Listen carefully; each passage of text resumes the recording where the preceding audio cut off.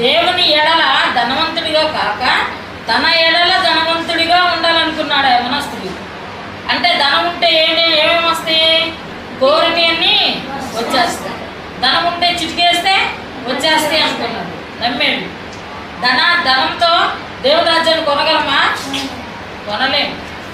అందుకన్నాడు వేసుకున్నాడు, ధనవంతుడు దేవుని రాజ్యంలో ప్రవేశించుట ఎంతో దుర్లభం. అసలు అది జరగదు.